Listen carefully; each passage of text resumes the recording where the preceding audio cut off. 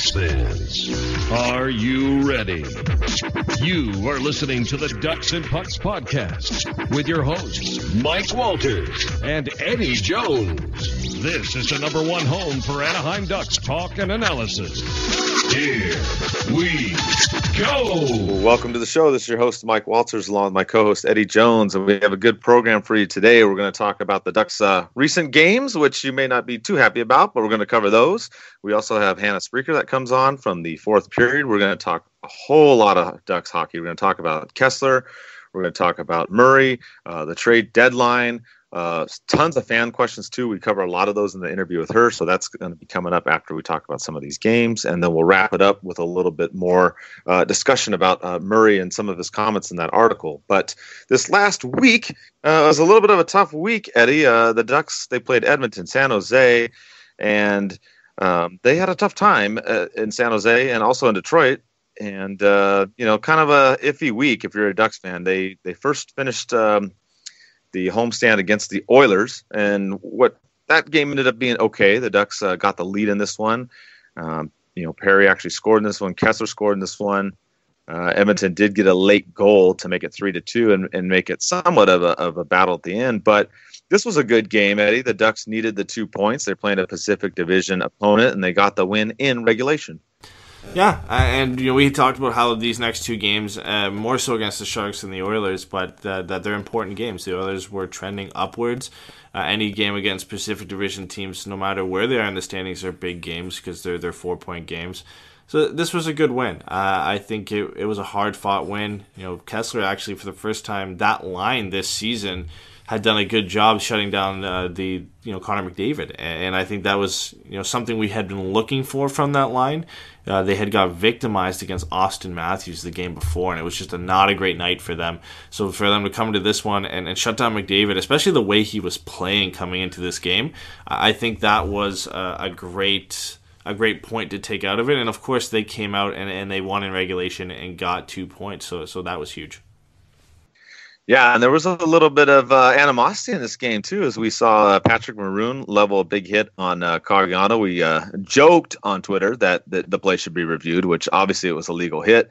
But what did you think about that? Maroon kind of went at him, and then Manson goes at Maroon, and Maroon just falls down. Kind of a funny, not-so-funny series of events there. Yeah, Maroon was doing a lot of stuff in this game. he there was the hit, there was the stuff with Manson, there was the fight with Bieksa where they were supposed to fight, and then Bieksa threw a stick on the ground, and they were going to fight, and then Maroon just skated away. And then during the fight, Bieksa threw his glove at Patrick Maroon and missed on a Superman punch. It was just a crazy game between these two, and Maroon was kind of doing what he normally does, just being a pest, getting on guys' nerves. He was flopping around a couple times all over the place trying to draw penalties. So, really doing what he's good at. And it was funny to see. It wasn't as what we had expected from this game was it was going to be a dirty game. There's going to be a lot of history between these two teams coming from the playoffs, and there wasn't really a lot of that in this one. There wasn't a lot going on other than Bieksa and Maroon fighting, but you didn't see much from Lucic in this game. You didn't really hear much from Zach Kassian. It was kind of a calm game. Yeah, absolutely. I think other than those couple little moments like you mentioned there with Maroon, which, we'll even talk about him with Hannah when she comes on, as the trade deadline comes up. Some people actually want him back. So later in the show, we kind of go into depth with her, and we'll talk about some of that. So, a good win for the Ducks overall.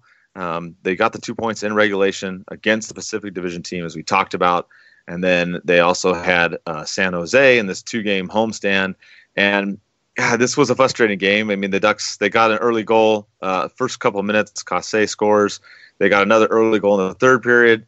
Ducks had a 2-0 lead halfway through the third period. And you really thought they were going to win this game. And Logan Couture scores. You go, okay, it's 2-1. No big deal. The Ducks are going to hang on and win, right? No. We all know how it goes, right? When the Ducks have to try to hang on, it doesn't work out well. So they try to hang on. San Jose scores in the final, 50-something seconds of this game. The game ends up going to overtime, no score. It ends up going to shootout. The Ducks lose in a shootout. This game is very frustrating, Eddie. I mean, you're 50-something seconds away from getting another 2 points in regulation, and then not only do you not win in regulation, but you don't win in overtime in the shootout. San Jose played the night before, too, and it did not even look like they were the team that played the night before. It looked like the Ducks were the team that played the night before. They were tired in the third period, other than Fowler's goal. Pretty much from that point on, especially after Couture's goal, it was all San Jose. And it felt like it was only a matter of time before they ended up scoring, and you get to the final minute, and you're like, okay, come on. Like, if you're going to hold on in any game, it has to be this one.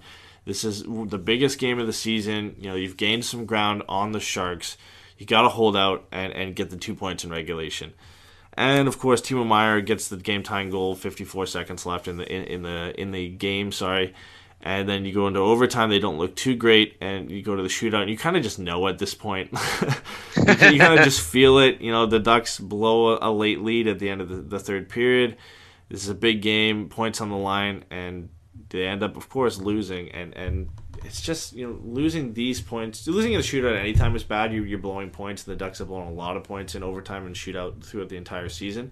But doing it to San Jose, especially the way the standings were at this point, it's just a missed opportunity that can come back and hurt them at the end of the season. Yeah, and this was supposed to be a redemption game for the Ducks. As you remember, the Ducks got smoked last time, 6-2 against San Jose. So you were hoping that they would come out and win this game, and like you said, try and gain some points on the Sharks. So, you know, they didn't play terrible, but like you said, San Jose played the night before. The Ducks didn't look as energized, and it ends up coming back to bite them. You know, one of the biggest things we've talked about with this team, especially this season, is they're able to get a lead going into the third period, but a lot of times they let off the gas and they try to hang on. And whenever you try to hang on to a lead, whether it's a 1 or 2 goal lead, Eddie, I get super nervous with this team. Yeah, and I don't know what it is necessarily. I mean, it's always hard to hang on to a lead at any point in any hockey game, but the Ducks have just seemed to struggle with it a lot. And I don't know what to pinpoint. I can't really pinpoint it on one thing. A lot of it comes down to defense, and there's a lot of coaching decisions that go into it as well. We've seen some guys that are out there in critical situations who really shouldn't be out there. We've seen BX out there in critical situations. We've seen Boschman, and it's come back to haunt them. And I don't know. I don't know why those guys get put out in those situations. I think that I can't remember what game it was. It might have even been the San Jose game where you saw, I think it was Fowler and Bieksa were out at a critical moment of the game. I don't know why you don't have Lindholm and Manson out there in the final minute of the game where the points matter that much. I don't know. You know, a lot of it comes down to coaching, but there's so many things involved to why they can't hold on to these leads. Yeah, I agree. And I think part of it's a mentality. They haven't been able to have that killer instinct. And we've actually talked about that in seasons past as well. So the Ducks end up dropping this one. Then they go on the road. They go to Detroit. They play in the new Little Caesars Arena. You know, they don't have to play in the Joe anymore, where the Ducks have had a terrible time, at least in the regular season. They have, you know, of course, won in the postseason. We all remember in 2007, of course, when the Ducks won Game 5. But outside the postseason, the Ducks have had a rough time in the regular season. And they come into this game playing a subpar team, Detroit, and you would think that the Ducks would, you know, capitalize and take them out. I mean, they actually outshot them 2-1 in this game. They won the faceoffs almost by a 2-1 margin too, but the Ducks could get nothing going on the power play. They had 4 opportunities. They didn't score. Bieksa, like you talked about, one of the greatest turnovers in the beginning of the game in the first period led to a Larkin score. And the Ducks just couldn't, you know, get the offense really going in this game. They get a goal by Henrique, but, you know, it's in the final 4 minutes. They, you know, try to get, you know, on the board there. Of course, they take a late penalty too. That pretty much ended the game in the final couple of minutes. So a frustrating game, Eddie, a game where the Ducks should win. They're playing a struggling Detroit team that's nowhere near the playoff race in the Eastern Conference, and they couldn't get it done. Yeah, and before I get into this, I don't know if you saw it, but the Little Caesars Arena, it is a steep arena. I mean, yes. Eric Stevens was like on the moon at the press box where he was sitting. He tweeted out a picture, and it is the steepest arena I have ever seen. They were so high up. I just had to get that off my chest because I couldn't believe it. He was just just so high up in that arena. I mean, that's insane. The fans are on top of you. If the Red Wings are ever good, that's going to be a hard place to play in the playoffs. No, I agree with you. They had some stats too during the game that they had shown, and it was like when they compared it to the Joe. I don't remember the exact square footage, but it was like twice the size of the Joe.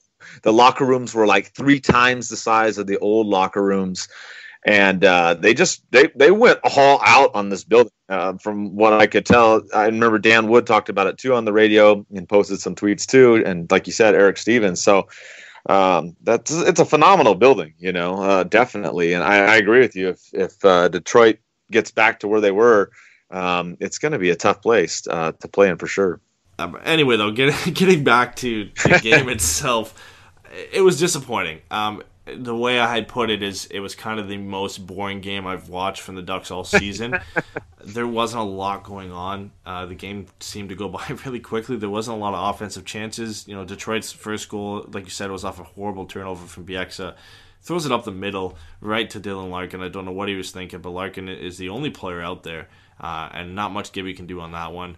Bieksa had done that at another time. Didn't turn it over, but he threw it right up the middle on the backhand and almost turned it over, and Detroit got a scoring chance off that. Just not a good game. I think, there's so many 2-on-0s or 2-on-1s by Detroit. The defense wasn't on their game. Nielsen had the second goal bounced off the boards, and Mantha threw it out front. And there's 3 Ducks just standing in a row right in front of John Gibson. And Kasha was the only one pressuring anybody out high. And it was really no chance for Gibson, and Nielsen's able to slot it in. And not long after that, Nielsen had a 2-on-0 where he went to the backhand and hit the crossbar. I mean, really, Gibby was just hung out to dry in this game. The Ducks offense, I think this is the first time in a while we haven't seen them get anything going at all. I mean, even Henrique's goal, not much off that play. Bieksa shoots a puck from the top of the right circle that just flips up over Jimmy Howard, and Henrique's there to put it over the line. That was their best chance of the game, which is saying something. I hope this is just a one-off. I mean, they looked better offensively in the game against San Jose and Edmonton. I don't know what went wrong in this one, but this is definitely a team you should be beating. Yeah, and I think that's the concerning part is you're playing these games against teams that aren't doing that well. And I remember we asked Dan Wood, did the Ducks play at the level of the competition? And it kind of seems that way. So they're on a little bit of a frustrating streak lately. You got to hope that they improve. Obviously, they got some other bigger games coming up on the road trip, which we're going to talk about after the interview that we're going to do here real quick. So we're going to get into a lot of the issues now. Obviously, Murray had some say in the Athletic article. There was an update on Kessler, and we're going to talk about all that in the trade deadline right now. All right, we have a special guest for our show this time. We have Hannah Spraker from the Fourth Period. She writes about Ducks hockey and hockey in general. Thanks for coming on the show, Hannah.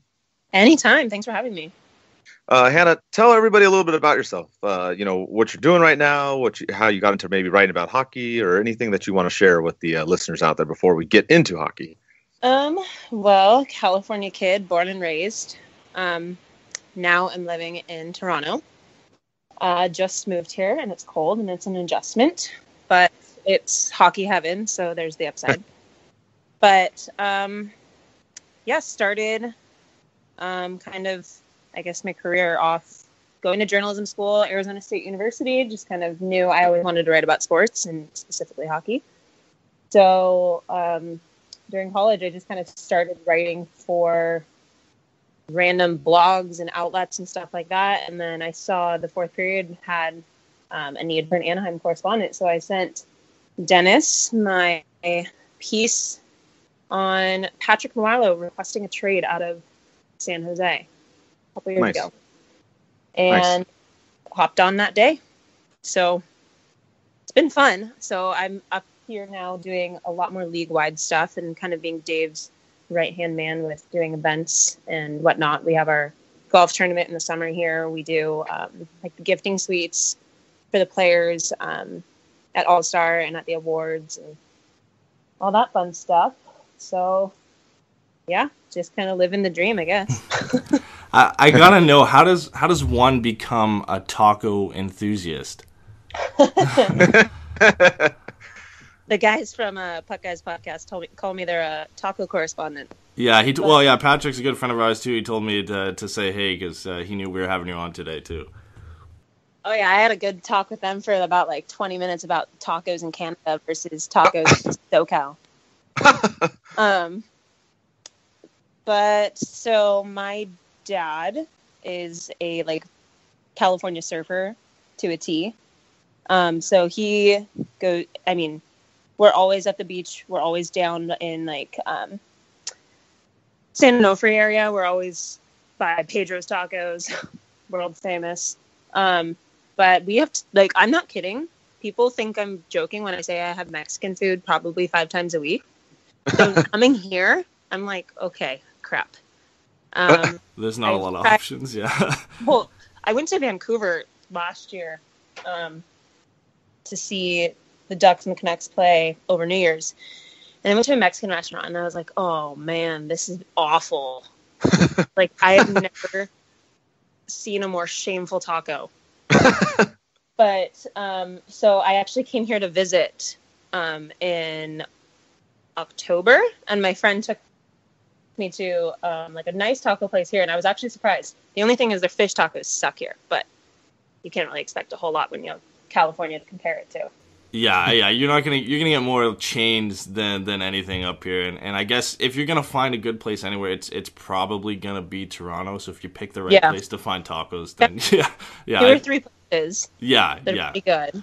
Yeah, but Toronto's usually on the cutting edge at least of some kind of decent restaurant. So you picked a good place at least for restaurants. Oh yeah, like I was telling my family today, I was on FaceTime with them.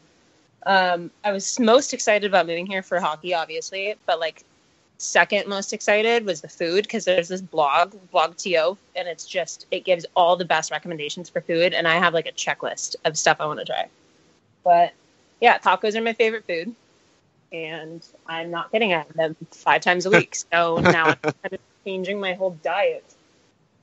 It's weird. How have you found, I guess, the difference? You said you kind of referred to Toronto as hockey heaven, and I'm sure a lot of media people are cringing a little bit because I think they might refer to it as hockey hell at some times.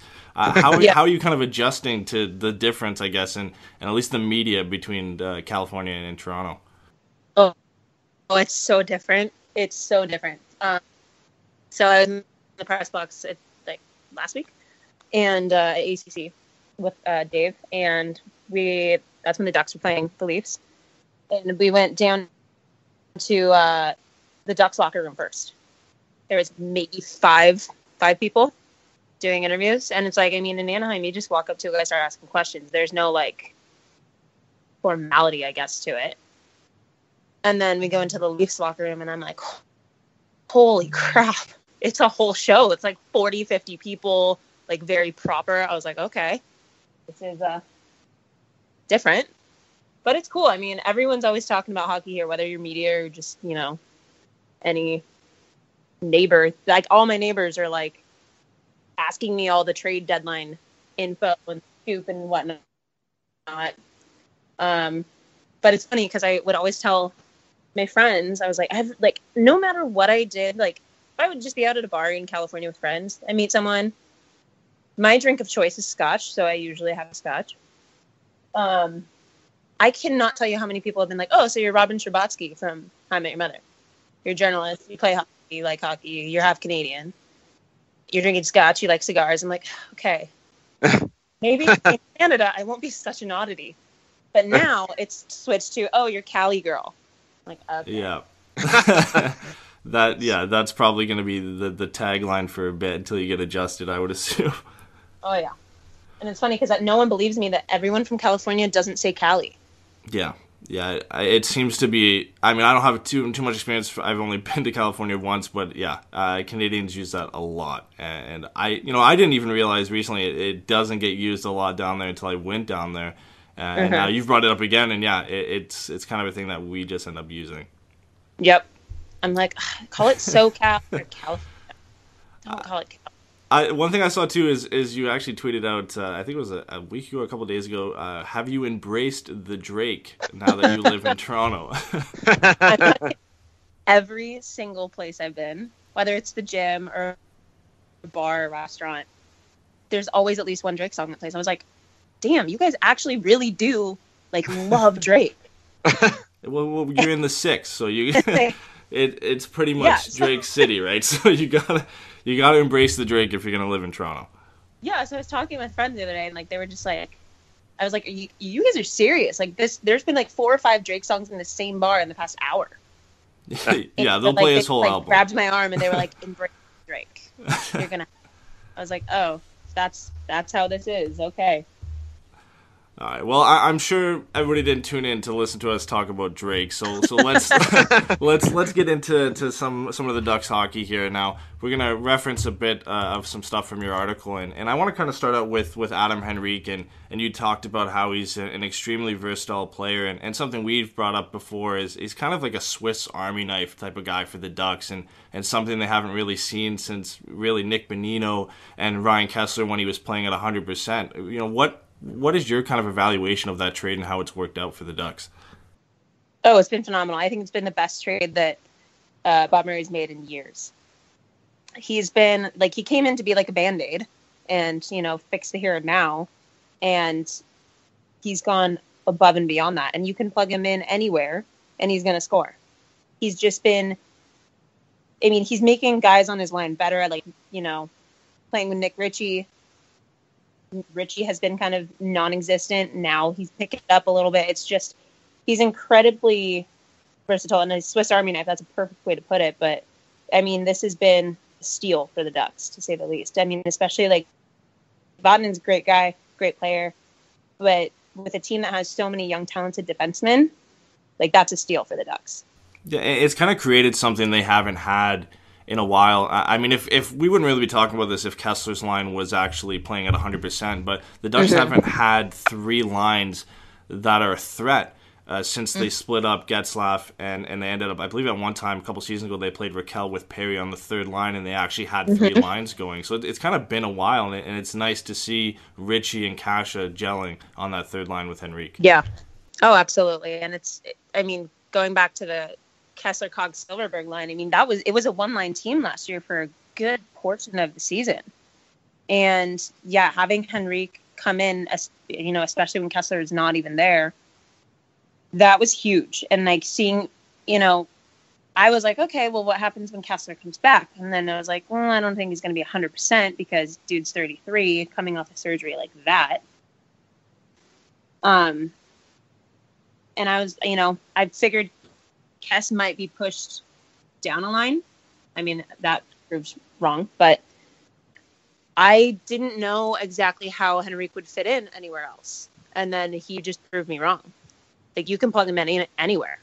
Yeah, I mean, he seems to have found a home on that 3rd line. But you brought up Kessler, and you know, let's kind of get into that. Is, you know, he obviously doesn't look 100%. And recently there was an article on NHL.com where they sat down and talked about, you know, some of the issues he's working through right now. And you had proposed a question, really, what happened to the shutdown line? Do you think it's all on Ryan Kessler and the fact that he's injured, or do you, Cogliano and Silverberg kind of have to shoulder some of the blame? They have to shoulder some of the blame. I mean, you're an NHL player. You have to shoulder blame no matter what. You know, you're playing in the show. You can't rely on one guy. But, yeah, with Kessler, you know, at first I was like, okay, cool. He's like, the first few games he did like decent. He looked good. And I was like, all right, I guess he is back. He said to the media he felt better skating now than he had in 5 years. And then now seeing the interview that he just had, I'm like, well, what? Because you just said like last month you felt better now. But I guess like the rehab, that's just been absolutely brutal. And I mean, I don't blame him. 33 and having bone fragment taken out of your hip. Like I tore my labrum, and that was brutal. So I mean, and I'm barely. So I mean, that's absolutely nothing compared to what he's doing. And the role he plays, right? I mean, that's got to be tough coming back and playing in a role like that. Oh yeah, that's such. I mean, it's the shutdown line. Like you got to be at 100% to be the shutdown line. And I mean, it's unfortunate. And I did, like, even Bob Murray was like, I don't think he's going to be, you know, back to the old Kessler until next season. But then that poses the question, okay, he's probably, going to be 34? And you're going to expect him to be your shutdown guy? Like, it's just, there's so many things with this team where things have happened, and it's been unfortunate. Like, they've just been the bad luck Brian of the NHL. And there's been so many things that have just happened that you look at the window and you're like, all right, that plays into that now too. So I thought when Bob Murray signed Patrick Eaves to a 3-year deal, I was like, that's it. That deal right there is telling you what he thinks the window is. Yeah. No, and then that completely makes sense. Happening. Yeah. Yeah, and it throws a wrench into it. It's not even just this Kessler injury, which obviously plays a big part. You brought up Eaves. It's his injury now. We don't know when he's ever going to come back. And just all the injuries from this season has kind of thrown a wrench into the Ducks' plans for this season and even going into next season, because there's going to be a lot of change at the end of this one. Oh, yeah, absolutely. And I think there's going to be a lot more change at the, in the summer than there will be at the trade deadline. Obviously, seeing Bob's comments, and he's never really a huge buyer. I mean, he always did something, but he never goes for the headliner. He's not going to go for Nash or anything, But I think it's going to be an interesting summer for the NHL, to say the least. Yeah, not just for the Ducks, but I mean, Karlsson, again, people went into a fury today when somebody had reported that he had left practice early and left the tweet off at that. And then, of course, later on it goes out that he ended up hurting his ribs or something. But I think for about 20 minutes on Twitter, everybody thought that Erik Karlsson had been traded somewhere. No. But yeah, I mean, he'll be involved in the summer with that. John Tavares is going to be a huge discussion coming in the offseason. But the Ducks have a couple guys coming off the books, and Bieksa, Vermette's coming off the books as well. But then you also have Fowler and Manson, whose contracts kick in at the end of next season. I mean, it doesn't really leave them a lot of room to do anything. Yeah, I mean, I can honestly even see them re-signing Bieksa, as much as a lot of fans would hate that. I know he is definitely a loved player in that organization, but I can see him doing a 1 year, $1 million. But let's throw that no movement out the window. Yeah. That was brutal.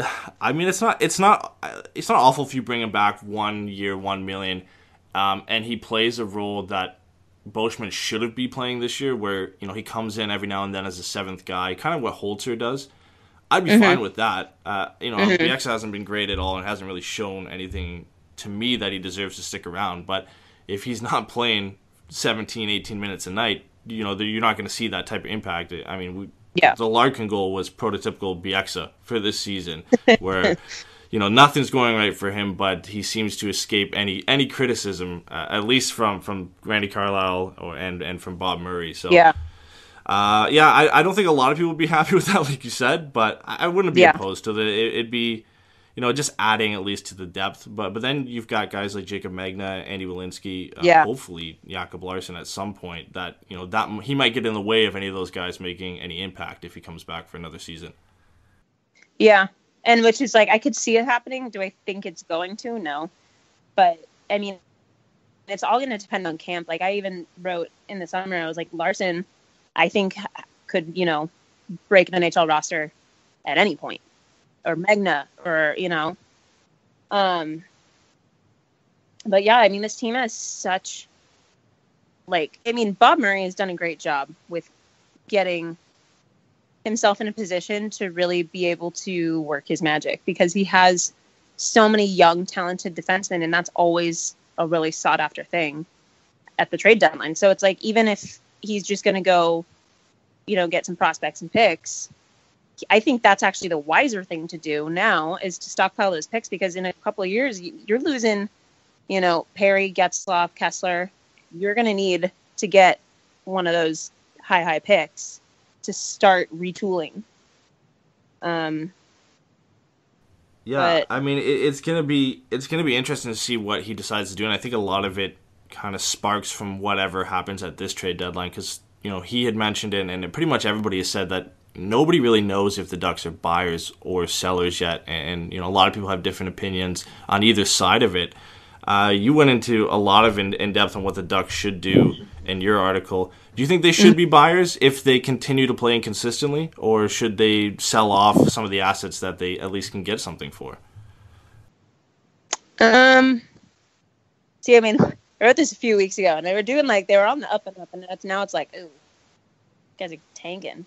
But I mean, they for the past 3-4 seasons, it's been the same story. We need a top 6 wing every single season. And, it's Ducks have always been a budget team.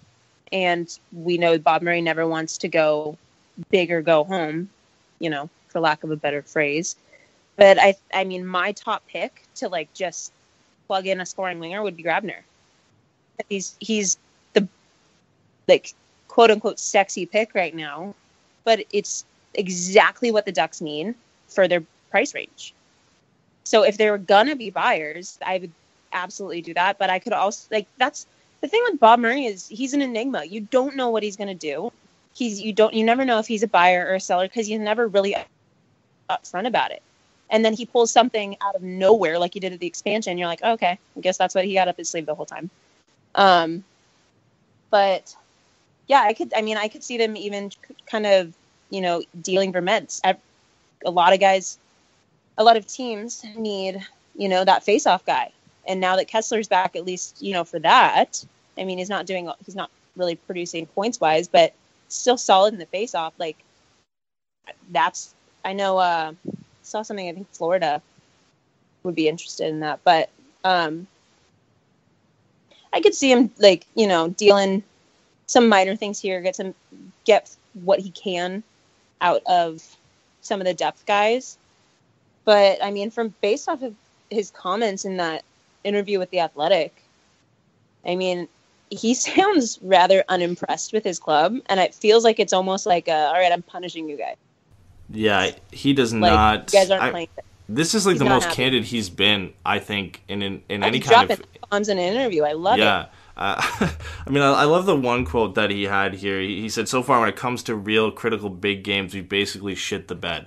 I mean, that was awesome. That's as real as you can get. Oh, yeah. And he's been watching the games in depth, and I mean, nobody's happy with how the Ducks have played in their last 7 games. They lost 5 of their last 7. And like you said, you wrote that article back on the 6th when they're actually playing well, and it looked like things were turning around.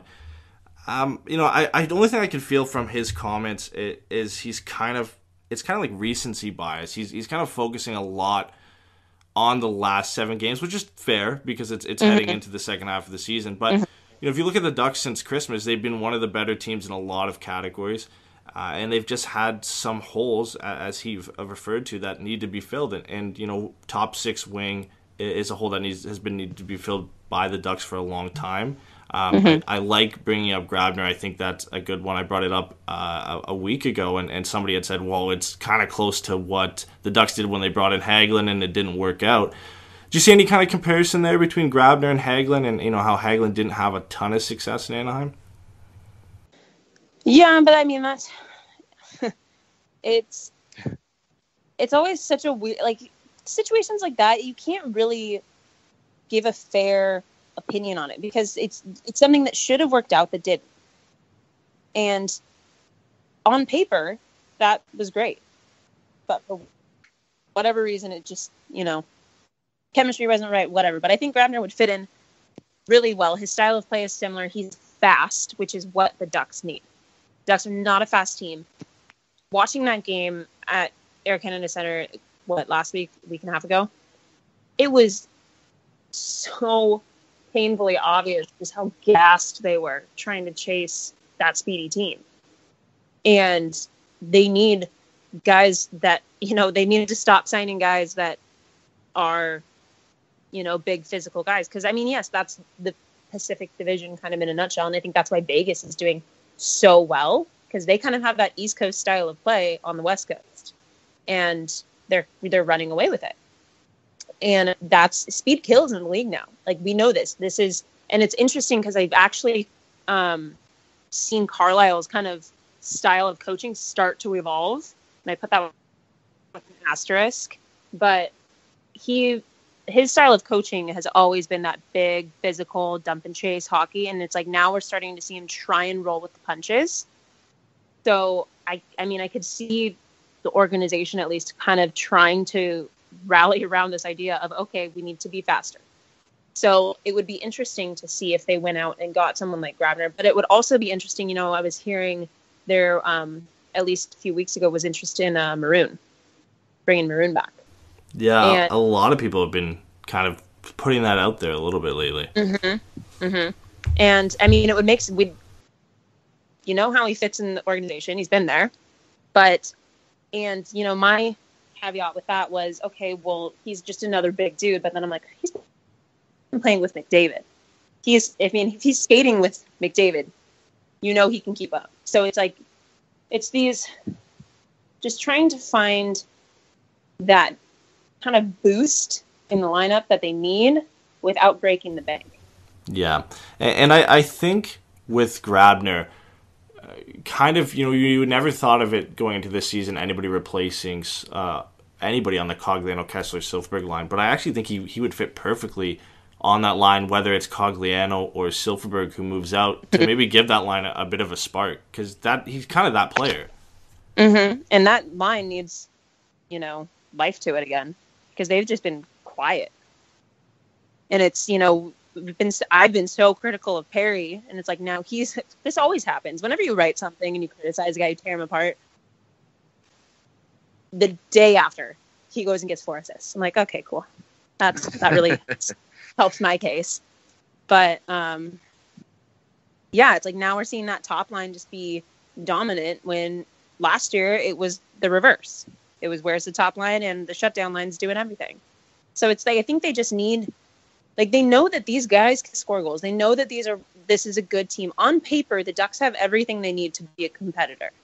It's the execution that's been awful as of late. And Bob Murray has kind of said, like, hey, they need to prove it to me that it's worth it to go out and get someone, because right now it's not.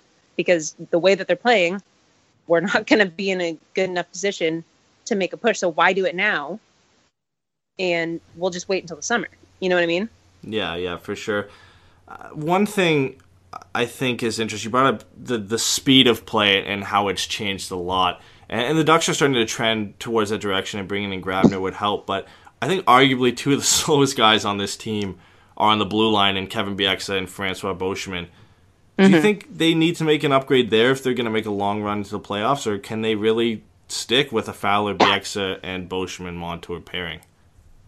I think they can stick with it. And I was, you know, when I was writing this piece, I had to change the stats a few times because I was tweaking it. But there was a point, I want to say like 2-3 weeks ago, where Montour was a plus 16 and Bosch was a plus 14. And I was like, Bosch, really?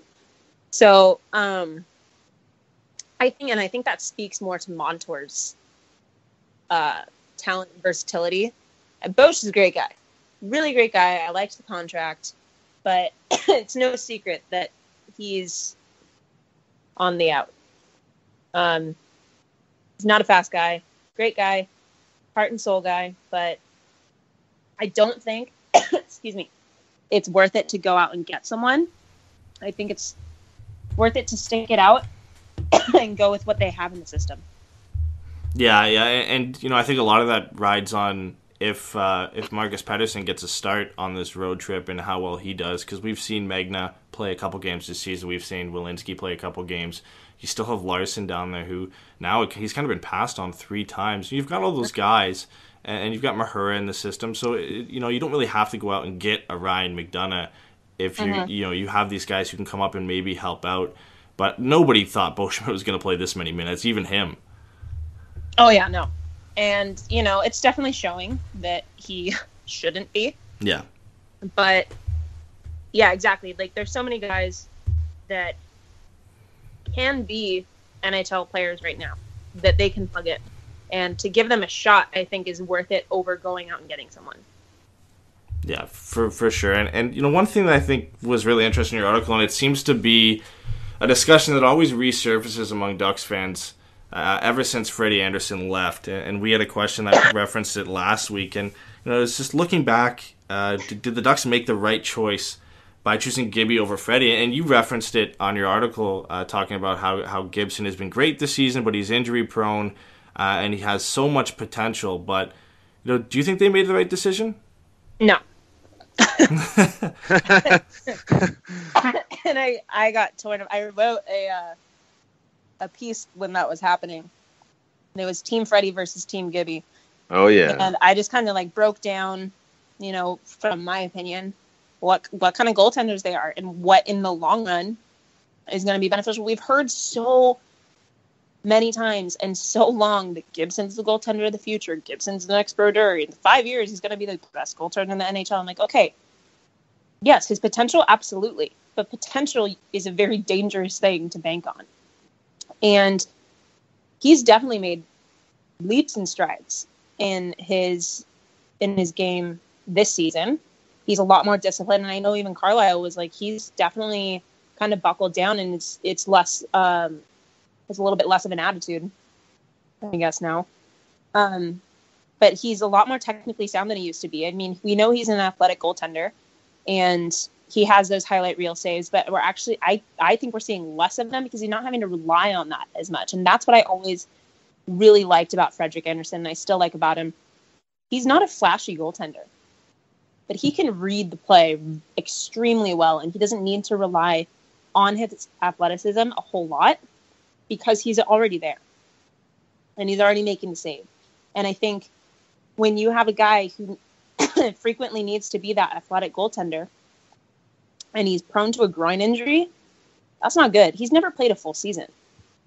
He's always hurt at some point. I think that's why getting Miller was so great.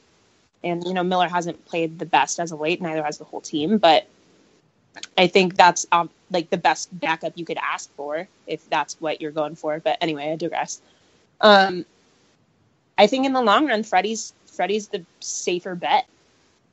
And I think he's the guy, I made the argument. I was talking to Dave and Dennis, I think, in Tampa. And I was like, how would have last season's playoffs looked with the Ducks if Frederik Andersen was in net? Gibson got yanked in each round of the playoffs, not because he was hurt, because he let in too many goals. In each round, he got yanked at least one game. That cannot happen, and you win a cup. So I think, the argument, do I think they would have won the cup? No, because the whole team kind of flatlines at some point. It's just how they do the playoffs. But I think that they would have had a much better chance had Frederik Andersen been in that. And somebody had brought up that, I think it was Hayward on the broadcast had said that, Gibson's a big game goaltender now. And, I kind of laughed at that a bit because, like you said, he was yanked a lot in the playoffs last year. And he's been good at times when he's needed to be this season. But I don't think he's really proved that, he's a big game goaltender yet.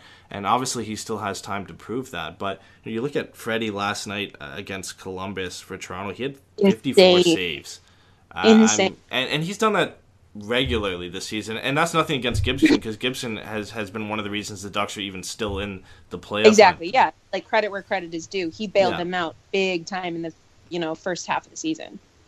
But, one of the things about Gibson, too, is everybody says that he doesn't get rattled. He's really calm. And his demeanor is like that. But I think his play, you don't necessarily see that because he's all over the place. And he kind of reminds me a bit of Jonathan Quick in the way they approach the game. I don't think Gibson gets as rattled as Quick does at times. But then Freddie, on the other hand, reminds me of the way Price approaches the game. He's really methodical the way he approaches the game. Doesn't move too much because he's always in the right position. He's a big guy, so he doesn't have to. And I think that's what the Ducks could have used in the playoffs last year for sure. Yeah. Down the road, if you're looking at the future, just because of the slight age difference and maybe the risk of a little bit more potential in Gibson, I think that's, if you're rebuilding, I think you want a guy like Gibson. But if you're in win now mode like the Ducks are, I think you could benefit from having a guy like Freddie Andersen. So it's a tough decision. You don't really lose in that decision, but there are guys at times that you want in a certain situation. Oh yeah, and like you said with Freddie, he's probably one of the few goaltenders that I've really watched and just studied. That I've just seen wow, it's not often that he lets in a really soft goal. Yeah. And that's one thing that I've criticized Gibson about is his glove hand is so weak, and then he is a lot better at it this season, but that 5-hole is just wide open. And then that, every I mean, not every game, but at least every other game, it's like, well, that was pretty soft. He should have had that one, you know. But I think for everyone to keep saying in 5 years he's going to be the best goaltender, really? Like, so 5 years he'll be what, 29? He's prone to groin injury. He's never played a full season. That's when he's going to be the best goaltender. Yeah. I don't buy it because, I mean, I don't know, call me Bob Murray, but prove it. Yeah, and that's perfectly right. He hasn't really proved it yet, and he's been better this season. And like you brought up, he's worked on things, and he's improved his game overall. But you know, he still has a lot of things he has to work on. I think the one thing he's gotten a lot better at is breakaways, and he's kind of you know, he used to overcommit, and he would pretty much flop on every play on the breakaway. And, you know, we talk about how Cogliano can't score on breakaways. Well, Gibson just seemed to not be able to save anything on breakaways. But he's gotten better, and I think it's trending to the right direction. But the Ducks don't have a lot of time to wait around and wait for him to get to what we've expected from him. No, because, I mean, the window's closing. And, you know, if he wants to win the Stanley Cup, then he's got to be in that window. Yeah. And I think another guy, you know, kind of moving on from Gibson and Freddie, that is a big part of the window now, and any other chance they have at the Cup down the road is Rickard Rakell. And one thing I was debating with a colleague was, what is Rakell's potential in terms of is he going to be an elite player? Is he going to ever really get to that point where he can hit like 80 or 90 points, like the top echelon of the league? Or is he a guy who's going to get, 50, 60, 70, which isn't bad, but is that the type of player that he's going to kind of be for the rest of his career? I mean, I don't think it's out of the realm of possibility for him to be an elite player. Do I see it? Am I like, yeah, he's absolutely going to? No. Mm-hmm. But I think that type of, the player that he is he's the reliable one. He's like your cleanup batter in baseball. It's like you can just count on him to do exactly what he needs to do. And he's the new Corey Perry. Mm-hmm. He's the one that's, always down by the net, always going for that rebound, doing whatever it takes to just get the puck in the net. And that's exactly what the Ducks have needed him to do. And I think, he absolutely is capable of being, an elite player. But also with the guys that are in the NHL now, it's just like, it's hard to compare anyone to a Connor McDavid or an Austin Matthews, So, take those guys out of it, but that's not really. Mm-hmm. And there's nothing wrong with him hitting 50, 60, 70 points every season. That's a valuable piece. What else could you look for, especially at his contract? Yeah, and you look at the fact that he was picked at the end of round one back in 2011. You didn't expect him to be this type of player. And, what you look for in a prospect is to improve every season, and he's done that. He 31 points in 2014, 2015, he had 43 the next, 51 last year, and now he's at 46, and he's definitely going to break his career high by the time this season is over. You can't really ask much more from him. He's gotten better every year, and now he's arguably the Ducks' best player this season, maybe behind Ryan Getzlaf. Oh, absolutely, and it's at least for the majority of the season, it's almost looked like vintage Perry and Getzlaf, because it's, Getzlaf versus Kell, score. And that's exactly what Perry used to be. And that's why, he's being criticized, but Rakell's taken over Perry's role of the go-to guy. He's taken over, just not only being their top goal scorer, but just the guy who's going to the dirty areas and doing literally whatever it takes. And you can see how much his game has developed in the past 2 seasons, because he wasn't really that type of player. And you can just see the discipline he has now. And he's so good at creating space and just, pardon me, my way around everyone, and just doing those moves where you're just like, how? Yeah. How does he do that? He makes it look so easy. His skating is just phenomenal. I envy him. Yeah, and it's something they've needed, really, something you just haven't seen on this team in a while, and it kind of looks like that's the way they're trending too, because Sam Steele seems like he's that type of player. There's a great play. He had WHL Play of the Week where he just skated around 3 or 4 guys and was able to get a pass across crease. And they just look really similar in the way they play. So it'll be great to see those 2 guys playing when they eventually end up getting to play together. I mean, them on a line, hopefully in the either next year or the year after, it's just going to be insane to see those 2 guys playing together. Oh yeah, there's so many young guys in the Ducks organization that I'm so excited to see come up and just see what they can do in the NHL. Because you see what they're doing in these minor leagues or in, World Juniors and whatnot. It's insane the caliber, like, these guys are playing at such a young age. And there's so many of them that the Ducks, have rights to. And it'll be interesting to see who they use as, kind of bait for, a trade and who they actually plug in the lineup. Yeah, and it seems like, the Ducks have always been lauded for their drafting ability, but they always seem to get these guys at the end of the first round into the second round. I mean, Jakob Larsson was a guy we had projected to be one of the top defensemen of the Ducks system. Obviously, it hasn't panned out for him so far, but again, he's only 20, so he still has a ton of time. Max Jones, Sam Steele all look great. You've got Josh Mahura, who was drafted in the 3rd round in 2016, and he's been unbelievable. Talented, yeah. Yeah, and then you have Maxime Comtois, who made the World Junior team out of nowhere, and he's on a tear right now. He was QMJHL Player of the Week. I think he was CHL Player of the Week for the last week, so he's been unbelievable. It's just crazy. They just seem to get these guys out of nowhere. Oh, yeah, and it bodes well for them, too, because with, all these, the core getting older, and, they're going to be, a lot of people would say they're going to have to rebuild. I would just say retool. Because they have the talent in the organization to at least rebuild the core. Yeah. So it'll be interesting to see. I don't know if they've definitely got a lot of guys they can fill the lineup and almost fill a team kind of like what Vegas has, where you don't have a Getzlaf superstar, but you have a lot of guys who are like fringe first liners and second liners who can play really well. I think that's what the Ducks have. I don't think you really get a Getzlaf in the bottom half of the first round anymore. I think the scouting is just too good. You kind of have to finish in the top 10 to get it. But I kind of want to look back at probably who's been the most disappointing Ducks player this season, arguably, and it's Nick Ritchie. And you look at the fact he was drafted 10th overall in 2014. Yeah. Is it too early to say he's a bust? This was supposed to be his breakout season. Yeah. And he's got 4 goals. So I don't know. I'm hesitant to call it a bust. Yeah.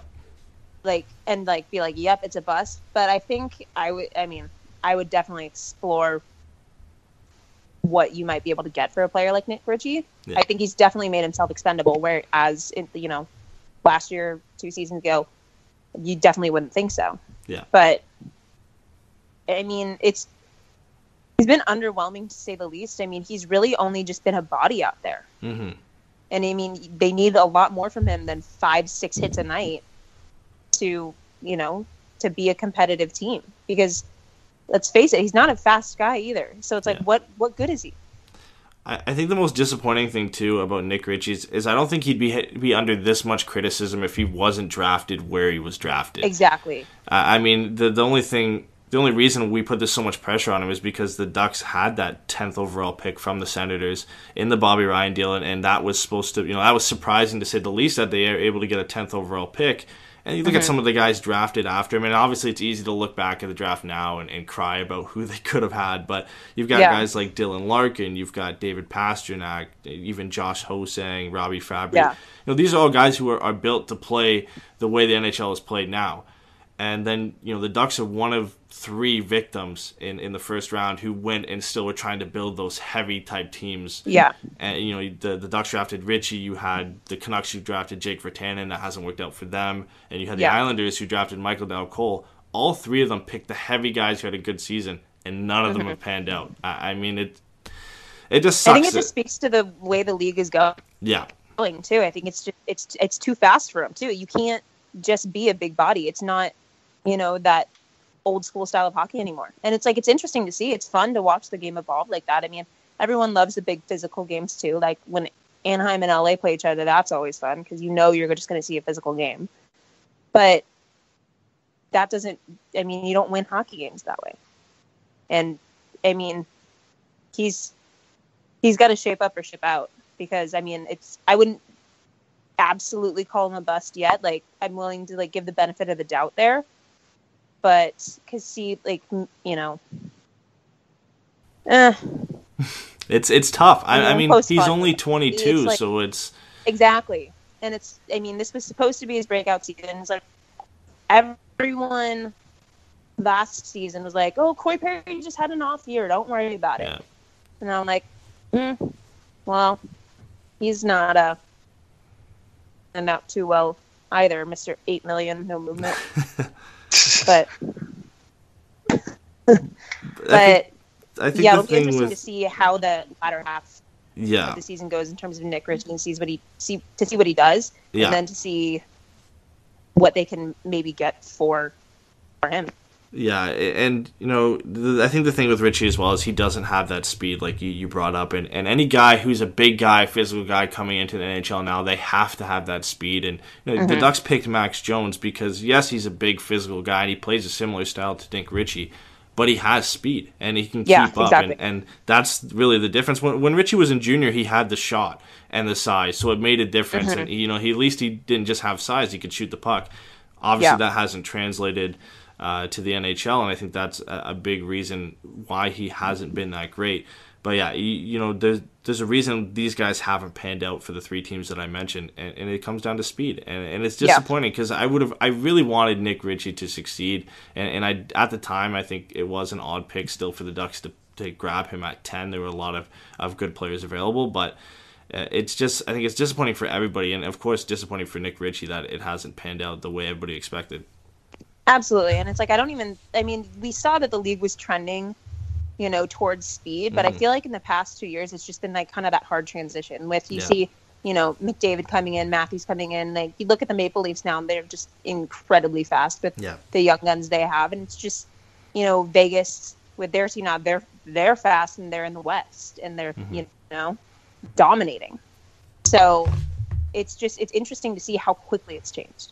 Yeah, it's almost like the 2014 draft was kind of that turning point. Exactly. After that, you really didn't have any teams drafting that big guy who had no speed in the first round. I don't think anybody other than maybe Pavel Zacha for New Jersey was the last guy who you drafted because of his size. And then it's like you said, it's changed in the last 3 years, and now you don't see any of those guys going in the first round. And if they go anywhere, they drop down to the second or third round. And I think it's great for the game. We all loved the World Cup of Hockey with Team North America and how fast they are, and now you see that in pretty much every game in the National Hockey League, and especially in the Eastern Conference because it's just that style of play. But it's great for the game of hockey, and it's easy to sell it outside North America as well. Yeah, and I think Nick Ritchie might be. I think he could have a better season somewhere else. I just think for the Ducks, who are already such a big physical team, he's just kind of a bump on a log. You know what I mean? There's other teams that are already really fast that could use a big guy like Nick Ritchie, and I think he could do well. But that's just not the name of the game for the Ducks. They don't need him right now, at least the way he's playing. Yeah, Hannah, we have some fan questions, too, that we want to get to as well, talking about some of these topics. You already answered the one about Ritchie being a bust. One of the other fans, Drew, asks about if the Ducks don't trade, if they would trade, would they trade Wagner possibly? Do you think that's another forward that you would consider trading? I don't think so. I don't think they're going to get – he's been too valuable. And I think Wagner and Manson have been very surprising. I didn't expect them to have as much success as they've had, and it's back to Nick Ritchie. I would have thought Nick Ritchie would have been the one with the better season, but I think Wagner has been too valuable. And he's got a lot more speed too. And absolutely. So, and I think I could see them maybe doing away with Vermette. Kind of getting rid of the older guys a little bit, but I don't think I could label Wags as expendable at this point. Yeah, I have to agree with you. I don't think I would trade Wagner either. Eddie knows he's one of my favorites on the team, so I'm definitely opposed to Wagner going. I think Vermette like you said, if someone needs a centerman, especially in the face-off area, he's the way to go. Another fan too asks about, well, what about trading for defense? Chase asks, picking up another player there, or do you think, as you kind of touched on earlier, would you go with some of the younger guys? Obviously, Peterson's up now. We have Mahura, Larson, etc. What's your take as far as trying to maybe rush those guys, or would you maybe hold off a little bit and maybe next season try them? If you would have asked me that 3 weeks ago, I would have said, yeah, maybe go out and, get a kind of a cheap deal. Right. But after reading Bob's comments, I don't think so.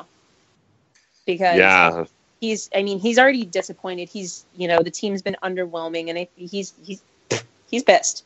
So I don't think he's going to go out and spend the money on something for just to, be a bust. And especially you want to see, like, if the Ducks aren't going to make the playoffs, you're going to want to put these young guns in there, see what they can do. And you touch on that. Really get a sense for their value. You can really get a sense for their value when you throw them in the show. Yeah, absolutely. And just you were touching on the Ducks not making the playoffs. There's a lot of concern. We have a lot of fan questions about that. So I'll kind of just put them together. But what do you think about this team? If they don't make the playoffs, you've seen Murray's comments in the article. The trade deadline's coming up. He usually doesn't make big moves, as you talked about. Do you think if things don't go right in the rest of the season, do you think he or Randy Carlyle are gone at the end of the season? A lot of fan questions about that. I don't think so. Because I think Bob especially is safe. That Henrique trade was the best thing he's done in years. Absolutely. And I think that really solidified, yes, he knows what he's doing, and he's trending in the right direction in terms of where the league's going. And I think that's another reason he might be a little more hesitant to doing something at the trade deadline, because you kind of really need to reevaluate this team and see where they're going to be, if they don't make the playoffs, where they're going to be next season, what they need next season, what young guns can come up, and then kind of explore, okay, do they need to go out and get a defenseman, or can they bring these guys up? So, Carlisle, I think, honestly, I know a lot of people really don't like him. Yeah, that's no secret. Yeah, but true. How many teams in the NHL can go down their top two centers for over a month, and after Christmas still be in the? Absolutely. Yes, I'm concerned that they're not going to make the playoffs, but after Christmas, they're very well still in the discussion for making the playoffs. And I don't think there's a whole lot of coaches in the NHL that could pull that off. It speaks to the depth of the team, but it also speaks to coaching, the way that he just kind of rolled with the punches, figured out chemistry where he needed to keep their head above water. Oh, I agree with you. And, one of the fans asked that question, James. He asked, as far as the way this season has gone, do you put some of the onus on the coach, the management, or the players, or all of the above? What do you think? I think it's definitely, it's always all of the above. Because right. Everyone plays their part. But I think it's a lot of it's on the players. Yeah. Most of it's on the players. These guys, that's what I wrote in my piece. Corey Perry is paid $8.6 million a year to score goals, and he's not scoring goals. Yes, he's had a ton of assists. He's more of a playmaker now. Great. That's not an $8 million contract, though. He has one of the worst contracts in the NHL by value right now, because he's not doing what he's paid to do. And that's what it comes down to. Yes, he might be a fan favorite. He always, at least for the Ducks. But, not the rest of the league. Everyone else hates him. But at the end of the day, that's what it comes down to. This isn't baseball where you can just pay guys whatever the hell you want. These guys got to perform to their contract, or you got to figure something else out. Because, especially for a budget team, it's not okay. But, the responsibility falls mostly onto the players. It's their, and players and coaching. And I do applaud Carlisle for doing, what, honestly, I liked the demotion of Perry to the fourth line. I think it was kind of that kick in the pants. I was just going to ask. Yeah, Eddie and I had talked about that too. And it was funny. We were saying, well, what do you do with Perry? He's not scoring goals. Obviously, you can't trade him. He's making all this money. And we actually talked about it before it happened. We were kind of like, well, you can't put him on the second line. That's the Kessler line. We're like, well, he's been on the third before. We're like, well, do you throw him on the fourth? And then he did. And we were both like, oh, wow, he actually did do it. But it seemed to kind of work because, just like you said, Eddie and I have been critical of him sometimes on our show, and then the next night he goes out and he scores, a couple goals. Yeah, that's how it always goes. As soon as you make your opinion public, they just come and crap all over it. It's great. I know. Makes our job fun. I know. We crack up because then some people laugh. They're like, "Yeah, talk more trash on so-and-so and so-and-so." Yeah. And another big name that comes up is Bieksa, of course. Mm-hmm. He's a player that I think you either love him or you hate him because if you watch him doing all his Superman punches, I mean, you love him. He's knocking out players left and right. But then when you see him do a turnover and then that turnover leads into a goal like we just saw, then you hate his guts. So, I mean, to me, I think that's one of the frustrating parts. And Eddie and I talked about trying to improve the defense. I mean, I think that's why, Murray's and Carlisle are bringing up Peterson. I think they're trying to try out some players here, right before the trade deadline because let's face it, Bieksa's been pretty terrible this season.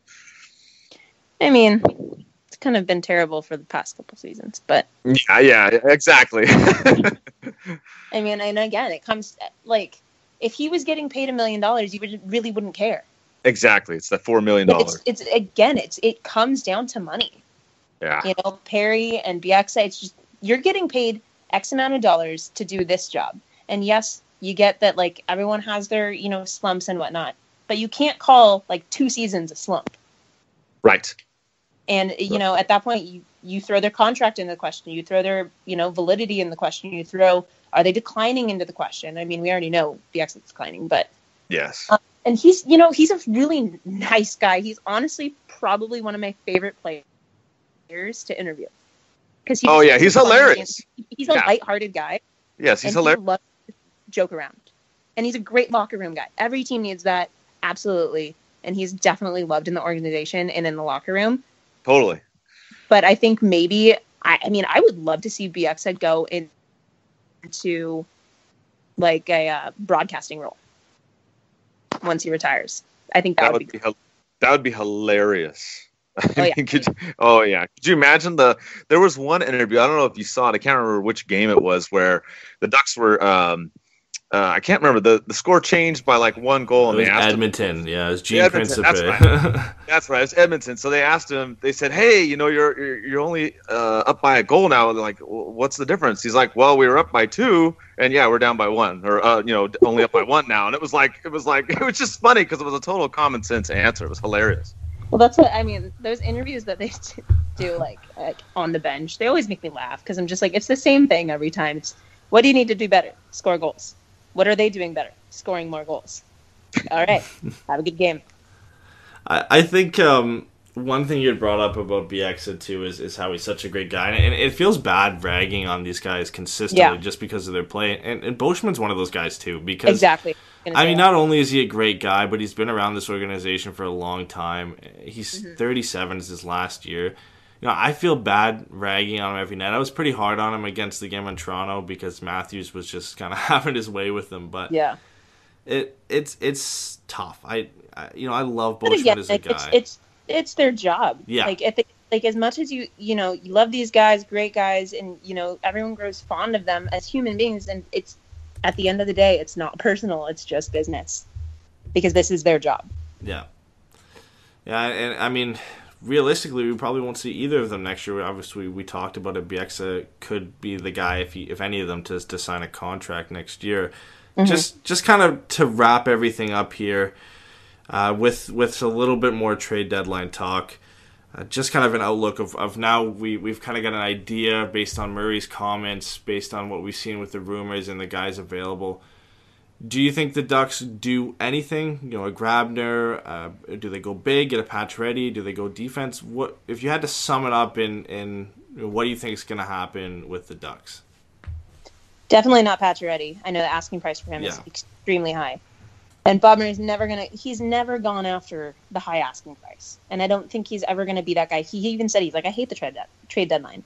It's like, all right, tell me how you really feel. But I think Grabner would be like the choice that would make the most sense and that would be the most beneficial, at least on paper. But I also know there's so much interest for Grabner around the league. Yeah. And I don't know how much the Ducks are willing to offer to be the front runner for that. I could see them doing, maybe some minor acquisition, with prospects and picks, but I don't think they're going to go out and get a headliner, especially after reading those comments. Like, I wrote my piece and I had, Vanek and Grabner and Maroon in there, and those were my top 3. And I think all of those could be possible. But I think after reading Bob's comments, like, he's fed up. Like, he wants to see this club do well. And he said last year, he's like, I'm not giving up on this club. Like, this group of guys, we're going to win with this group of guys. And I think he knows the window's closing, and I think he's just kind of putting his foot down of like, all right, it's now or never. And we're going to try and figure out what we have that's going to work, or we're going to go out and get someone. But at the same time, he's not going to be the big headliner. Yeah, and I think a lot of it comes down to, especially tonight's game against Chicago, but in general, just the rest of this road trip and seeing where they sit, come a couple of days before the trade deadline. Because if they lose the rest of these games, it's going to be tough to really say that they're in a position to buy, especially if San Jose and LA and Calgary keep winning. I mean, they got bailed out the other night when they lost to Detroit, that all 3 of them lost. So I think a lot of it comes down to where they are after this road trip, and hopefully they win some games, and hopefully he feels they're in a buying mood, because I don't want to see them sell at the deadline. I want to see them buy. I don't want to see them go for it, because realistically it's this year, next year, and maybe reaching here, but maybe the year after that. Yeah. There's not many good years left with the core that we currently have. Exactly. But yeah, I mean, I could see. I mean, my pick is Grabner. Is there a whole lot of talk about that? I know there's been interest in Grabner, Vanek, and Maroon. I know that. Do I know the extent of it? No. And after reading those comments and, how the Ducks are doing now, unless they just start, string together, a few wins and just play lights out, I don't see Bob really doing much, because I think he's just kind of in that position where he knows on paper the Ducks have what it takes, and it's just a matter of they're not doing it. And it's frustrating and it's unfortunate, but there's not a whole, like you said, there's holes, but these guys are those players that fill the holes. They're just not doing what they're supposed to. Yeah, and a lot of people have been saying that they're a playoff team if they can actually get there. Yeah, we've always seen it with this team. They're always kind of lackluster the first half of the season, and then after Christmas they just kind of kick it into high gear, and they started to do that, and now they're tapering off. It'll be interesting to see what happens coming down the stretch, but it'll definitely be interesting if they don't make the playoffs after 5 division titles. Yeah, I think it's past them now to make another comeback and bump out Vegas from that top spot for another Pacific Division title. But I think right now I don't think anybody cares about the Pacific Division title. I think it's just getting in, and it's going to be tough, because you look at the Central, more likely than not, 5 teams are going to make it out of that division. Yeah. So if you're the Ducks, your chances just got cut in half, and now you've got to go and get one of those top 3 spots. And a good team is going to be left out of the playoffs, because I do think Calgary is a good team. I think San Jose has been struggling, but they're a very good team as well. And you've got to fight with LA, who I guess Dion Phaneuf is their savior, but you're going to still have to be fighting with them. So only 2 of those 3 teams or 4 teams are going to make it in. Yep, there's so much parity in the league these days where it's just there's not one set front runner for the cup. It's not everyone's banking on one team. There's so many teams that have a legitimate opportunity to win the cup if they can get in. Yeah, and I think that's what makes the NHL, and especially the new NHL, if you can call it that, so much better. Is we've seen Tampa didn't even make the playoffs last year, and now they're arguably the best team in the National Hockey League. And then you get Vegas, who wasn't even a team last year. Nobody expected them to do good whatsoever, and they're leading the Western Conference. It's just great to see all these teams that struggled the year before come back and do well. And like you said, the parity in the league is as good as it's ever been. Oh, yeah. And this Vegas team has been absolutely insane, riding a piece on them now. But could you imagine? For so long, we're like, oh, they're not going to be a playoff team. No, they're not going to be a playoff team. And we're like, oh, crap, they're actually good. They're going to be a playoff team. Oh, crap, they're leading the NHL. oh, cool, they have the best home record in the NHL. Is that because everyone else is hungover? No, it's because they're actually good. Yeah. But, and it's like, at one point, are we going to be like, all right, they actually could go to the Stanley Cup final? Because it's for so long, it was, they're not going to make the playoffs. They're not going to make the playoffs. They're not going to be a playoff team. This is not, I would personally love to see that. Do I think it'll happen? No. I would be happy to eat my words. But could you imagine a Stanley Cup parade down Las Vegas Boulevard? I think it would have to be one of the craziest champions in sporting history. I've watched a decent amount of soccer, and Leicester City winning the Premier League was ridiculous, especially in a league that has no parity. But for a team to win it in their first season, and yes, they got a lot of help with the expansion draft and how it was run. But, how it's formulated, But still, I mean, nobody expected them to do good. And then I'm a victim of saying multiple times that they're going to slow down at some point, and they're not going to continue this play, and they end up going to either just making the playoffs or they're going to miss it. And they proved everybody wrong. And they've been doing that all seasons, and it's not easy to win at T-Mobile Arena. So if they're going to have home ice advantage. If they win the Western Conference, they'll have home ice advantage until the Stanley Cup final. Depending on where they finish in the standings, they might have home ice advantage for the entire playoffs. I think that's huge for them. Not that they've been bad on the road, but nobody can seem to figure out how to win at T-Mobile Arena. So that's huge for them, and I think they can surprise a lot of people. They've been doing it all season, and if they win a cup, that would just be unbelievable. Oh yeah, and it's so cool to just see how the narrative has changed. We were talking about in the beginning of the season, James Neal was going to be gone at the trade deadline. Oh, he'll be gone. Don't worry about it. I was talking to him in Tampa. I was like, hey, dude, you want to stay? You want to stay in Vegas, don't you? And he was like, oh, hell yeah. He's like, we're making history. I'm playing hockey in Vegas. Yeah. It's like, why would I want to leave? I was like, got a point. He's like, we're making history. Why would I not want to be a part of that? I was like, yep. I don't blame you. No, I don't either. I mean, they're in an interesting position come the trade deadline as well. They don't really have a lot of assets, and you never know if this is going to be kind of like Columbus when they had that one season where they were great, and then the next season they finished near the bottom. You don't know if this is going to be the same thing next year. If they're kind of just riding the high of this season, you don't want to sell assets. They've got some very good prospects in their system, but you don't want to get rid of them to try and make a run at a cup. And mortgage the small amount of future that you have built up right now. Yeah. It'll be interesting, to say the least. But anyway, I mean, we're kind of getting off topic from the Ducks here. Yeah. Just to wrap everything up, I mean, thanks a lot for coming on. This was great. We had a ton of fun doing this. I think this is the longest interview we've probably ever had on the show. I think when we had Max Jones on, he was on for about only 10 minutes. So it was great to have you on, Hannah. Thanks for having me anytime. It was fun. And thanks to having Hannah on the show again. We're going to try and have some more people on as the shows progress for the rest of the season. We covered a lot of topics, and Eddie and I still want to talk about Murray a little bit here. There was a lot of concern amongst everybody, pretty much.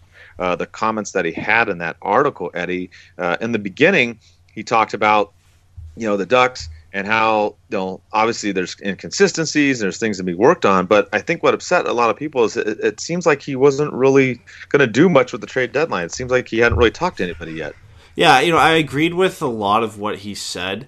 I understand his frustrations with the team, and a lot of it has to do with injuries and such. But, I was really infuriated, I guess, to say the least, the fact that, he really just believes they can stand pat and go for it next year. I think that's a little bit insane to think that this is going to be the exact same team next year. You're going to get a Kessler a year older, Getzlaf a year older, Perry's a year older.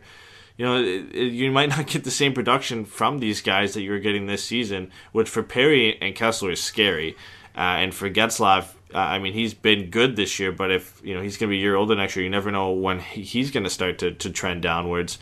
I just think it's insane. To me, if you're still somewhat even in the picture come the trade deadline, I think you have to fill holes. And that doesn't mean going out and getting Pacioretty or Hoffman or any of the big names out there, Ryan McDonough. I don't think the Ducks should mortgage any future that they can get at the end of the season. Giving up a first-round pick, I would rather not do that. And I know, Bob Murray historically doesn't do that. I think you have to keep a hold of that pick because the Ducks are used to picking in the bottom half of the draft, and they're able to find players in there. Raquel, obviously, Sam Steele are some guys that the Ducks have been able to find late in the first round as of late. But I don't know. To be honest, his comments are a little bit weird. They're candid, that's for sure. I think the Ducks have to be buyers at the deadline. I don't buy it that he doesn't know if they should be buyers or sellers. I think you have to look at the window and realize that you've got maybe this year and next year, and that's it.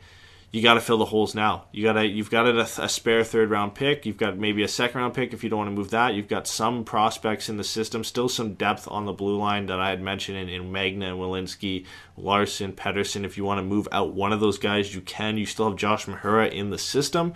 I think there's a lot of things the Ducks could still do to bring in a depth player, specifically, in my opinion, a depth defenseman that would help this team immensely. Yeah, I agree. I'm not so big on necessarily bringing a forward in. I know we talked about that with Hannah. If we do go get out like a Grabner type, I would be happy with that. But I'm really concerned with the defense right now. As we talked about, the things that are going on with Bieksa and these turnovers are killing this team. Boschman's playing a lot more ice time than we expected, and let's just face it, he's not as fast as he used to be. So I'm looking more towards the defense and how the Ducks can try and improve it. I mean, I know they brought up Pedersen. They're probably looking at him. They're probably weighing some of these options out. I kind of don't buy some of the stuff that Murray's saying in this article as far as not doing much. I think he is. I just don't think he's letting on as much. And to me, and this may be a totally different angle that maybe people haven't thought about, but towards the end he talks about, if you have a hole, you try and fix it with the team. And he says, but sometimes there's too many holes, end quote. And to me, I almost think it's a shot at the team more so, Eddie, is I think he's more like, hey, you guys need to show me something to get, this team going in the right direction, and then I'll be more likely to try and get as many people as I can. I don't know. That's just kind of what I see. I mean, I've talked to him in person before. That's the kind of the feeling I get with those comments towards the end. I know the intro comments people were a lot upset about, which I totally agree, but I think he is definitely going to be doing, handling the phones and trying to figure out something. But as we talked about with Hannah too, and you and I have even talked about this in shows before, he's not the type that's going to go out and get a Vander Kane or a Pacioretty. He's not going to make that big deal where he's going to dump $4 or $5 million into some player. I think he's going to try and do a smaller deal. What it will be, we've talked about. We hope, possibly defense. We've talked about Yarmelson. We had a poll question on that. We talked about trading Richie out. We talked about Grabner. I mean, there's different things on there, but I still think the Ducks are going to do something. I just don't know how much the fans out there are going to like it because I don't think it's going to be anything huge. Yeah, I think, as for the filling holes in this roster, I think the Pedersen call-up kind of seems like they're trying to do that internally and seeing where they stand. That's given if he even plays. We still don't know if he's going to play against Chicago tonight or not. And we don't know if he's going to get any time on this road trip either. I would love for him to get in the lineup and see what he can do. We've seen Magna, we've seen Walensky, so it kind of seems like they're kind of looking through, seeing what they have before they make a move. And if Pedersen can come in and play well and at least give us somewhat of a second pairing, then maybe you don't have to go out and get a McDonough or a Hjalmarsson. But I think if he doesn't fit, and that's asking a lot for a 21-year-old who's never played a National Hockey League game to come in and be a guy that can immediately improve this roster. So it'll be interesting to see how he plays when he finally gets that chance. But yeah, I agree with what he's saying when, sometimes there's just too many holes to fill. And it's difficult to decide what to go out and do. And you really can't bring in enough guys to fill every hole. We talked about with Hannah and how she believes the Ducks are still needing that top 6, top 9 forward, and I definitely think it could help. I definitely think bringing in a guy like Grabner would help this team. But I think their biggest hole still sits on defense. But you really can't go out and fix both. I think you end up losing. You end up risk losing too many assets. The Rangers are probably looking for a late first round pick for Grabner or a second in a prospect, and I don't know if the Ducks are willing to give that up for a rental. You even look in Murray's comments how he said, no, he doesn't like going for rental players. It's scary. You don't really know you're not sure about your team. It's a scary thing to do, to go out and get those rental guys. And he kind of mentioned how the only reason he went out to get Patrick Eaves is because he knew they were going to re-sign him, or had a chance to re-sign him at the end of the season, which they ended up doing. Right. And honestly, I don't think he goes for a rental unless he knows he can do that, or he can get a very good deal for a guy. And I don't think he can end up getting a good deal for a guy like Grabner, because there's a lot of teams who are interested in him. And I think it's hard to go out and get a guy. I mean, a lot of speculation we've put out has been on Yarmulson, but to be honest, there hasn't been any rumors. It's just kind of been something that's been talked about as a guy who could play really well with Cam Fowler. I haven't heard any rumors on Yarmulson, and really the only defenseman I've heard rumors around are Mike Green, and I don't think the Ducks end up going for him because his price is going to be extremely high. And Ryan McDonough, whose price is going to be a first-round pick plus, and I just don't think Murray or the Ducks are willing to do that. And it's tough to say if that's the right move for the Ducks even right now. Unless you think Ryan McDonough is the missing piece and you're going to win the Stanley Cup, I don't think you mortgage a first-round pick and a top prospect to do that. Yeah, I agree with you. That's one thing that Murray isn't big on is going and getting a rental if he knows that he's not going to be able to get him, for a couple more seasons. And it's unfortunate, too, because, he points out the Eaves thing, and it just I know it's frustrating. Like he says in there that it's quote-unquote scary come the trade deadline. He's not a big fan of it. But the whole thing with Eaves, I mean, how does that happen? I mean, how does a player, you get the guy who comes in, he works perfectly in the system, and then he gets some crazy disease that you and I have never even heard about until it happened. I mean, I get why he's saying it's scary, but that was just bad luck. I don't know how else to put that. I mean, that's just unfortunate the way that went down. Nobody could have predicted that. I mean, how do you know you get a guy and then he has some crazy thing like that? So I'm with you there. I think that he's going to try, and he's definitely going to try. I don't think the fans out there should be mad that he's not going to do anything, because it seems like every trade deadline we get all the comments that, oh, Murray's not doing anything, da-da-da-da-da. No, he's on the phone, trust me. He's trying to do stuff. It's just how much is he going to do? I don't know. Like you said, it's tough to try to fill offense and defense, but I'm with you. I rather them, if they don't bring up someone to try to fix some of the defensive stuff, which, by the way, they did send Holzer down, and he's now in San Diego, and they brought obviously Peterson up, but they can bring up others. If that's not going to work out, then I would say try to go out and get a Green. I don't think they would, but someone similar, something like that, where they can maybe get a player and not have to mortgage too much. But like you said, I think the Ducks are kind of stuck. I think that's the problem is Murray's not going to want to pay a high price for a rental. And like you said, if it's only going to fix one hole and not fix a couple of the holes, then we may be disappointed come the trade deadline. I really hope he does something, because we're gonna have a more often than not, or more likely than not, we're gonna have a live show that day. So I really hope something goes down. I don't care if it's big or not, just anything. It could be a minor league deal, just something to talk about where we can at least, because more likely than not, the Ducks aren't gonna go after Pacioretty or Hoffman or Green or whatever. Those are gonna be other teams, and we'll end up referencing them. But it'd be nice to get a Ducks move that we can at least talk about. But it's an interesting situation to be in, because they can't really be sellers. They don't really have a lot of assets that are really worth selling off. I don't think anybody's going to take Bieksa, especially his contract. Obviously, they're not taking on the full $4 million, but still, nobody's taking on Boschman. It's his last season. He's probably just going to finish it with the Ducks. Vermette's the only one I could see moving, and that would be the extent I really believe that the Ducks would be sellers. I don't see them moving any other pieces. You're not moving any of your established defensemen. You're not moving any of those established forwards unless it's Nick Ritchie, and I still don't think they'd move him just to move him. He would be packaged most likely in a deal to bring in an impact player. So the Ducks could really, honestly, do nothing, and that's very, very scary and disappointing, because, for a team not to be a buyer or a seller and just kind of sit there at the deadline is really interesting, especially the position that the Ducks will find themselves in the standings. Even if they play bad, they'll only be about 6 or 8 points back, most likely, compared to teams like San Jose and Calgary and LA, Dallas and Minnesota. All the teams they're fighting for with a playoff spot. So I don't know.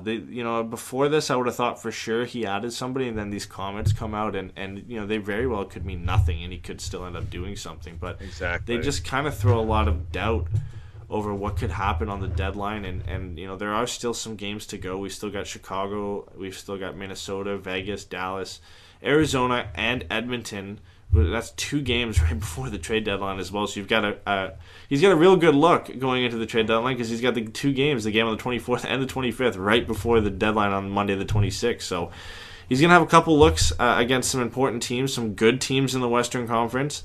And it'll be interesting to see what position the Ducks stand in because you've got 6 games where you could pick up a lot of points here and make some moves and get back into the playoff picture. So I don't know. I think it comes down to where they stand pretty much after the Dallas game. I think after these 4 games coming up, we'll get a better idea of where they are in the playoff picture, and then that will give us a better idea of what he's going to do. Yeah, I mean, and you look at these games coming up too. There's a lot of winnable games on this schedule. I mean, obviously Vegas is going to be the tough one on this, but if you look at these teams, I mean, Dallas is in the wild card race. That's a team you got to beat.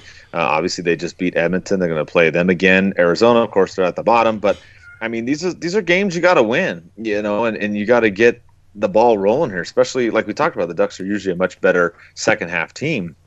So. There's one other last, I guess, fan question we can't answer before we kind of wrap up everything. Most of the questions were answered in the interview we had with Hannah, but Victor asked about, the Ducks trying to go get Hoffman, as you mentioned earlier, or Pagoo. He also said, hey, would the Ducks trade away Richie for a defender? That's kind of where I'm coming from. We talked about this before. I liked Kevin Waugh and what he did. I would try to trade Richie and maybe a second or third pick for a defenseman out there and bring up Waugh. That's my take. That if I was to make a move and go that route, that's something I'm throwing out there. I highly doubt it would happen. I think they have not, sold on giving up on Richie yet, Eddie. I think that's kind of what you and I discussed. But what do you think about the Ducks maybe trying to go get, some kind of defenseman and either trade a forward away or a prospect? Yeah, I think you only move Nick Ritchie if you end up getting that defenseman. The problem with that is I don't get me wrong. I liked what Kevin Waugh did when he came up. This has been something that's bothering me all week. Especially, I put out the possible Yarmos trades, and I looked at it really quickly. So they don't take them as literal things. I did not look really in depth into those trades. Right. But this is, and I saw a tweet. I don't want to look for it. I don't know what it was, but it was basically talking about how players or how fans overvalue players. Oh, here it is. So it says the most glaring hardcore fan error has to be believing that their prospects are special. I mean, they might be, but they're probably not, or completely forgetting that other teams have prospects too. I had really thought about that a lot before I saw that tweet with the Gulls prospect, and I saw that tweet and I was like, this tweet so much right now. It's how I'm feeling, because I had put guys like Kevin Waugh, and I put Kalle Casilla, I put Jacob Magna, Cordelius, and guys in that are better players in the Gulls into those trade rumors, and I got completely flamed by a lot of people over their perceived value. And I understand. I liked what Kevin Waugh did. I like what Kalle Casilla and them are doing, but let's be honest here. Kevin Waugh is 24 years old. He's played 1.5 seasons in the AHL with decent production. He's played 20 games with the Ducks. He scored 6 goals and 1 assist. He's not necessarily lighting the world on fire in the NHL. And then you've got Kalle Casilla at times who's come up. But, a lot of people believe these guys are just like top potential prospects. No. And I don't want to. And I can't say it either. I'm not a prospect expert, and neither are they. I can't jump on people and say they're not right and I am, because I'm not. But in my opinion, Kevin Waugh, Kalle Casilla, realistically, at the highest potential, are third-line wingers, if they reach that potential.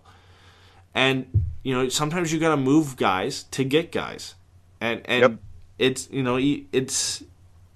the Ducks don't have a lot of assets to move to go out and get these good players, and everybody's talking about how they want to get this patch ready and they want to get McDonough and all these guys. Well, you're gonna have to move guys to get them, and I don't think anybody wants to move Sam Steele or Max Jones or a first round pick. So you're not gonna get those guys, and if you're gonna go and get the next tier of players at the trade deadline, the Ducks have a couple extra picks they might be able to move, but then you're digging down into San Diego and looking at Kevin Waugh and looking at Kalle Casilla.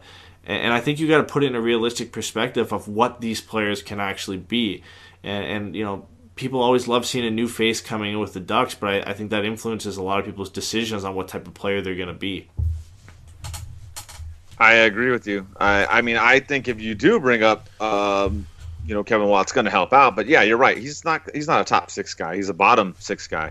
But unfortunately, Richie's a bottom 6 guy right now. He's not doing it. He only has 4 goals in 40-something games. So it's kind of frustrating right now. But I think you're right. The Ducks are in a tough position. You're trying to want to improve some of these areas, but like you said, you don't have a lot to go out and give back up. So the only other option is maybe you try and get a free agent here or there. But I don't know, Eddie. I just think it's tough, and I hate to say we're going to be disappointed come the trade deadline, but I don't think anything major is going to happen.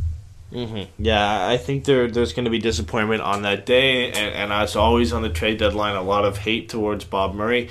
I think you have to remember, though, it's his job's not just about trades. He builds his roster plenty of different ways, and specifically through the draft. And you look at what the Ducks have been able to do in the draft. That's a lot of credit to him. Obviously, not just him individually; it's the scouting staff and everybody involved. But you have to look at how he's put together this team as a whole. And obviously, we'd like to see him go for it and get the big guy. But that's not necessarily the best thing for the Ducks right now, because if they were a good team, and they are a pretty good team, but if they were one of the best teams in the Western Conference, they wouldn't be sitting where they are. And again, a lot of that has to do with injuries and how they started the season, but they would be in a playoff spot right now if they didn't have any issues. So I think you got to take it with a grain of salt. If they don't add anything, then fair enough. But I don't want to see them move a first-round pick or Sam Steele and mortgage the future, because as Hannah said, it's not necessarily a full rebuild right now. With the window you have and the couple of years left you have with this core, you can retool. You've got Sam Steele coming up. You've got Max Jones on the way. Hopefully Jakob Larsson can eventually make his way there. The Ducks blue line is still pretty young. Rickard Rakell is going to be a key piece of this team. You've got some guys that can come up and fill holes. And that helps you retool rather than rebuild and spend 6-7 years building a team. And I think if the Ducks end up not winning the cup in this window, and you see guys like Getzlaf and Perry and Kessler move on, they've got a decent core to build around with the prospects they currently have. And you're looking at maybe 1 or 2 bad finishes where you get a top 5 pick where you can bring in those guys to replace Getzlaf and Perry. And then you're looking at a whole new window that's a lot longer than the one you currently have. Yeah, I mean, you've said it all right there. I mean, that's what we're looking at. The Ducks, if you try to rebuild everything, then you're right, then it drags out. I mean, you've got a couple years here still where the team can do it. And I think this team has just been inconsistent. I don't really think it needs a major change in personnel. I just think if they could add 1 or 2 players to help out. I mean, obviously, we all know about Henrique. Him coming on has just been phenomenal. That's been the way it's gone, and we know that Patrick Eaves has been skating. Will he play this season? It's pretty iffy. If the Ducks make the playoffs, maybe is what I heard he could be, but there's no confirmation on that with what's going on with everything. You've seen the article that he's been out there, he's been skating. Obviously, he's trending in the right direction. It's just a matter of when, and the Ducks, they got to get to the playoffs too. So it's a trying time right now for this team. And I think they're going to have to pick up their play, and it's going to have to start against these subpar teams. And if they're not going to win these types of games, then I don't know. Murray may do what he said in the article. Maybe he will just sit there and not do too much, which was scary. But he was candid in there. He dropped an F-bomb. He's dropped an S-bomb. He dropped all kinds of bombs. So I'm hoping this team, before the trade deadline, these next games, they got to win a majority of these games. I can't remember. There's been a quote in sports before, Eddie. I don't remember who said it, but usually winning solves everything. So if they start winning, because that's the way it is, right? Yeah. When you start losing, it's who do we blame, right? And we talked about Hannah. Do you blame the coaches? Do you blame Murray? Do you blame the players? And we talked about it. A lot of it's on the players right now. They're not performing where they need to be. Certain ones are, but certain aren't. And it's kind of hurt the team. And to you and I looked at it, it's more the defense, if anything. So that's what I'm hoping.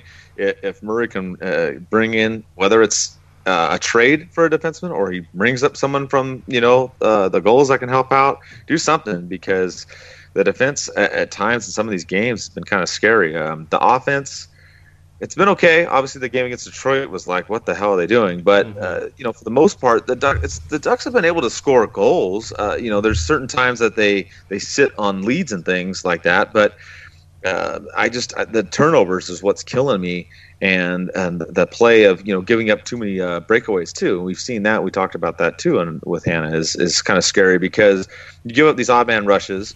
And you can't kill off all the penalties in the world, and then you've got these crazy turnovers that lead to straight up goals, Bieksa, and it's just killing his team. So if I'm Murray, that's what I try to do. If he does it, great. If not, everybody's going to be pissed. We are going to have a live show. We'll put out some more information about it. We'll be on the trade deadline day. I will be at the game against the Oilers. On that Sunday, and then get ready for the next day. We'll probably do the show, I don't know, maybe a couple hours before the deadline. Not maybe too far. Last time I think we did it way too far. I think last time we started at like 10 in the morning on Eastern, and it was like a 5-hour show or something. So yeah, we're not doing that again because nothing happened for 3 hours, and we were talking about nonsense for most of it. So. Yeah, I think we'll try and do it within maybe an hour and a half or so before. That way, if there's some stuff that comes out, we can talk about whatever trades are made that day. And then also we have a watch party too, a brunch watch party when the Ducks play the Wild on Saturday. That game is at 11 o'clock Pacific time. Crazy start. So we'll be having that too. So we'll look forward for that. We're going to try and do a couple more shows in between too. Our schedules are a little bit lighter in the next couple of weeks, so we'll try to pump out a few more. And thanks for all the support, and let's go Ducks.